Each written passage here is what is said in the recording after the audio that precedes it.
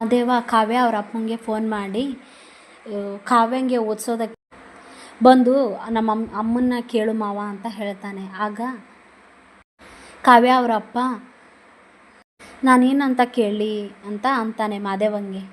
ಆಗ ಮಾದೇವ ನೀವೊಂದು ಸರ್ತಿ ಕೇಳು ಮಾವ, ಅಮ್ಮ ನಿಮ್ಮ ಮಾತಿಗೆ ಒಪ್ಕೋತಾಳೆ ಅಂತ ಹೇಳ್ತಾನೆ. ಆಗ ಕಾವ್ಯ ಅವರಪ್ಪ ನೀ ಮಾತಾಡೋದನ್ನು ನೋಡಿದರೆ ಇವಾಗಲೇ ಕೇಳಿರೋ ಹಾಗಿದೆ ಕಲ್ಯಾಣಿನ ಅಂತ ಹೇಳ್ತಾನೆ.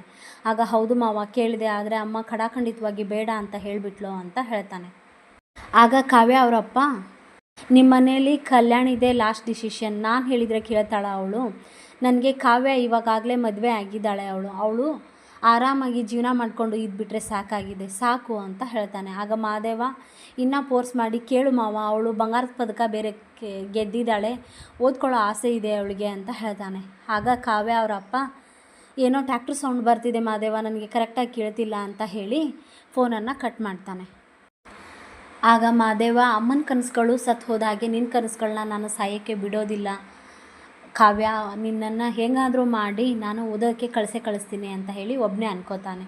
ಈ ಕಡೆ ರಾಮ್ ರೂಮಲ್ಲಿ ಇರ್ತಾರೆ. ಆಗ ರಾಮ್ ಆಸ್ಪತ್ರೆಗೆ ಹೊರಡ್ತಾನೆ.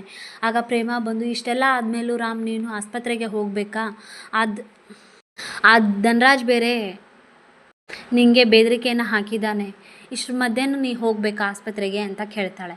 ಆಗ ರಾಮ್ ಹೋಗಲೇಬೇಕು, ಇವತ್ತು 2 ಆಪ್ರೇಷನ್ ಇದೆ, ಆ ತಾತ ಮತ್ತು ಮೊಮ್ಮಗ ಬಂದು ನೀವೇ ಆಪ್ರೇಷನ್ ಮಾಡಬೇಕು ಡಾಕ್ಟ್ರೆ ಅಂತ ಹೇಳಿದ್ದಾರೆ, ನಾನು ಹೇಗೆ ಮಿಸ್ ಮಾಡ್ಕೊಳ್ಳಿ ಅದನ್ನು, ನಾನು ನಿನ್ನ ಮಾತನ್ನು ಎಷ್ಟು ನಡೆಸ್ಕೊಡ್ತೀನೋ ಅಷ್ಟೇ ಮಾತನ್ನು ಪೇಷಂಟನ್ನು ಸಹ ಅಷ್ಟೇ ನೋಡಬೇಕು ಅಲ್ವಾ, ನೀನೇನು ಚಿಂತೆ ಮಾಡಬೇಡ, ನಾನು ಹೋಗಿ ಬರ್ತೀನಿ ಆಸ್ಪತ್ರೆಗೆ, ಇಲ್ಲೇ ಇರು ನಾನು ಬರೋವರೆಗೂ ಅಂತ ಹೇಳಿ ರಾಮ್ ನಾನು ಬೇಗ ಆಸ್ಪತ್ರೆಯಿಂದ ಬಂದುಬಿಡ್ತೀನಿ, ಬಂದಮೇಲೆ ಒಮ್ಮೆ ಲಾಂಗ್ ಡ್ರೈವ್ ಹೋಗೋಣ, ಸಿನಿಮಾಕ್ಕೆ ಹೋಗೋಣ ಅಂತ ಹೇಳ್ತಾನೆ.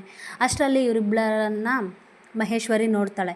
ನೋಡಿ ಇವರಿಬ್ಬರು ಪ್ರೀತಿನ ನೋಡೋಕ್ಕಾಗ್ತಿಲ್ಲ, ಇವತ್ತೇ ಈ ಖುಷಿನ ನಗುನ ಕಿತ್ಕೋತೀನಿ, ನೋಡ್ತಾ ಇರು ಪ್ರೇಮ ಅಂತ ಹೇಳಿ ಒಬ್ಬಳೇ ಅನ್ಕೋತಾಳೆ.